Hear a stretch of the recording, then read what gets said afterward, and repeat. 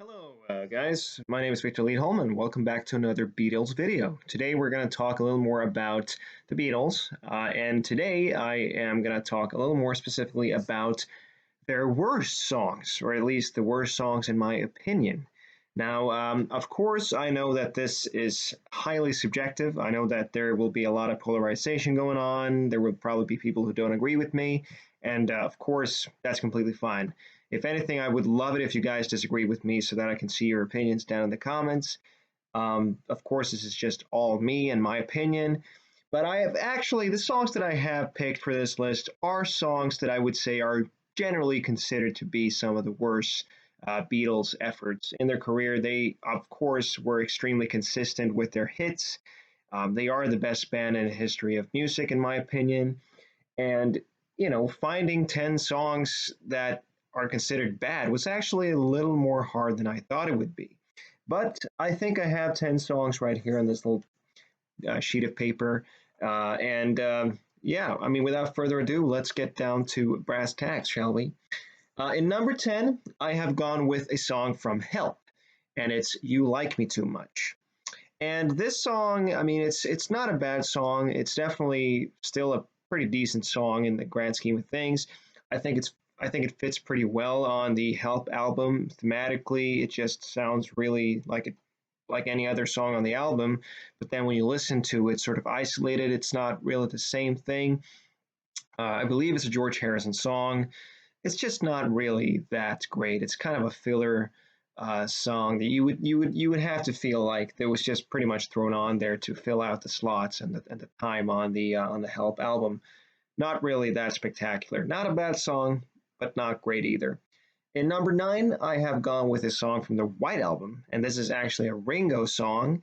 I believe it's his only song on the album. It's Don't Pass Me By. Uh, some people do like this song. Some people think it's one of Ringo's better songs in the Beatles discography. Personally, I feel like it sounds kind of crude.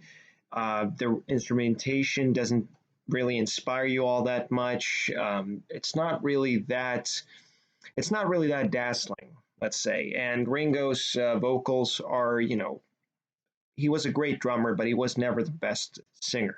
But of course, it's not a bad song. It really isn't. It's still a decent song. For any other band, it would be a really standout song. But for the Beatles, "Don't Pass Me By" just really doesn't inspire me all that much. So that is my number 9.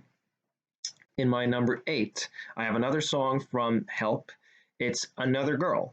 Now, I think this song is marginally worse than Don't. I'm sorry. I think this song is marginally worse than You Like Me Too Much from the same album.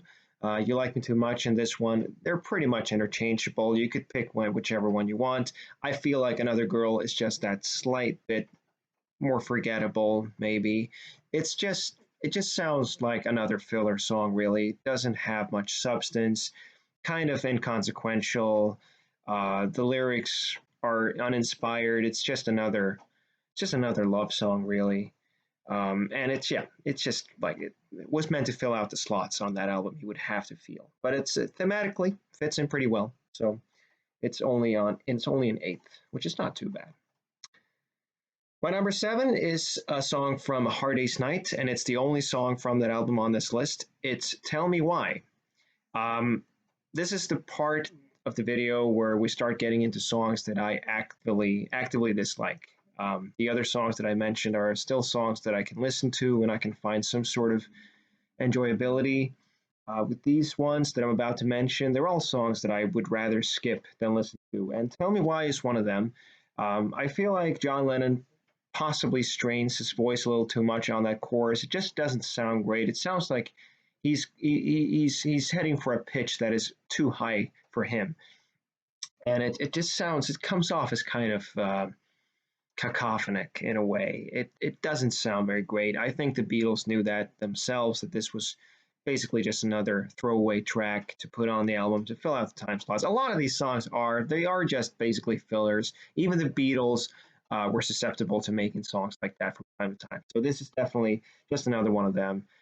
You can tell it's not a grandiose effort from the Beatles in any way, but yeah, it's not great, and it's a song that I would rather skip than listen to if I'm listening to Hard Day's Night. But yeah, that's my number 7. In number 6, I have gone with a song from Yellow Submarine. This is a George Harrison song. It's only a northern song. Um, I know a lot of people do like this song.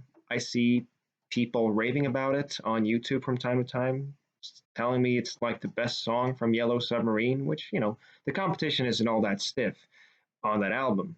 But I feel like Only a Northern Song is just really not good. I mean, it was a throwaway song that was basically put onto the Yellow Submarine soundtrack as kind of like a compensatory deal to George Harrison, I guess, because they recorded that song, and I believe they recorded it during the Sergeant Pepper's or Magical Mystery Tour recording sessions. So it was tossed onto the Yellow Submarine soundtrack, which basically tells you everything you need to know. It's not a great song. I think the Beatles knew that damn well themselves. So that is my number 6. In number 5, and this might shock some people. Some people would probably put this in their first spot, but I choose to think about it differently. It's Revolution 9 from the White Album. The reason why this album is not in a higher spot is because I feel like even though it's just basically a string of noises and it's really creepy and eerie and it just kind of disrupts the whole tempo of the White Album, which doesn't really have much of a tempo, let's be honest. It's just basically eclectic, a bunch of different genres all strung together. But even still, Revolution 9 is just so, it's unlike anything else. It's very avant garde. It was an experimental track that John Lennon wanted to make. And the reason why, like I said, the reason why it's a number 5 is because I feel like it still has some sort of appeal. I feel if you are in the right kind of funky mood, or if you have taken just the right amount of acid, no, forget that part.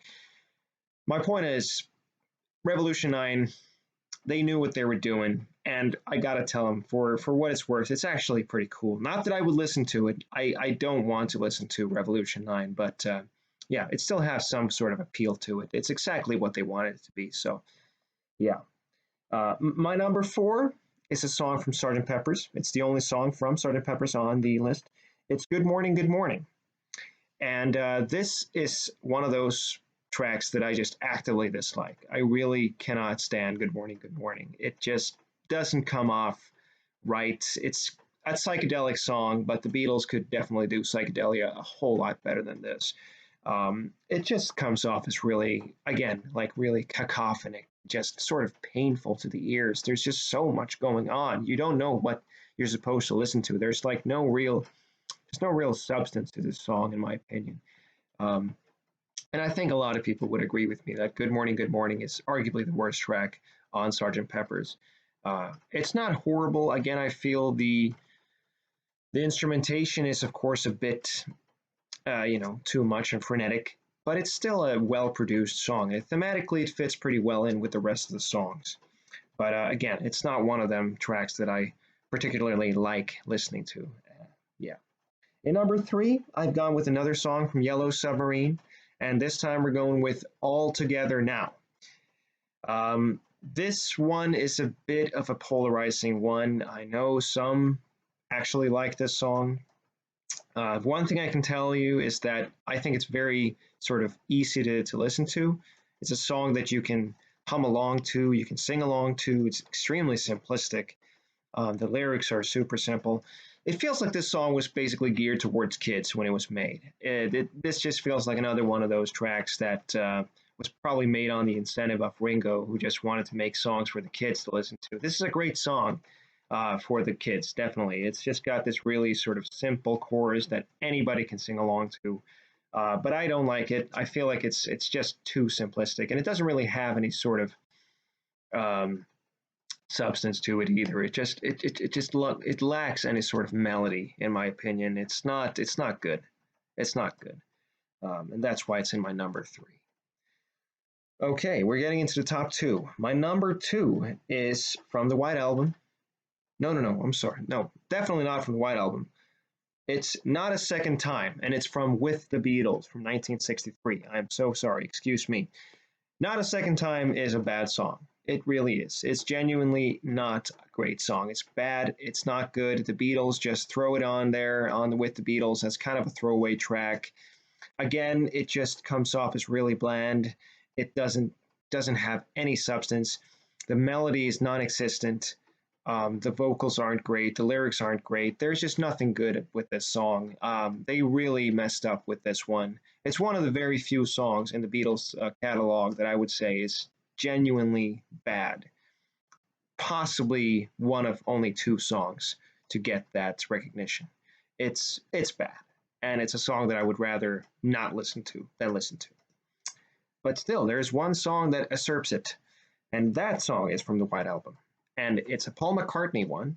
It's Wild Honey Pie. Congratulations, Paul, you got your wish. This song is awful. I can't listen to it. Um, it seems like this song was recorded by Paul McCartney when everybody else went and grabbed a coffee or a smoke or something. He just snuck into the recording studio and made this. I don't know what to say about it. It's just awful. It's just noise essentially. Um, but I think that was also the whole intention behind it. Or of course it was. Of course it was. It was just meant to sort of screw with audiences. I feel like the Beatles were at a point in their careers when releasing the White Album where they could essentially do whatever they wanted. They knew that as long as we dish out a few hits here and there, we can just sort of go into the studio and have fun sometimes too, and just release whatever crap we want because hey, we're the fucking Beatles. And Wild Honey Pie is pretty much a perfect example of that. It's just awful. I can't listen to it. It makes my eardrums bleed. But yeah, okay, that was basically my top 10. I love the Beatles. They are the greatest band. It's my favorite band of all time.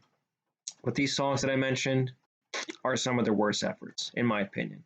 But without further ado, that is it for me. If you guys have any opinions, if you guys want to talk with me, please do so in the chat. I can't wait to see your opinions. But until next time, see you.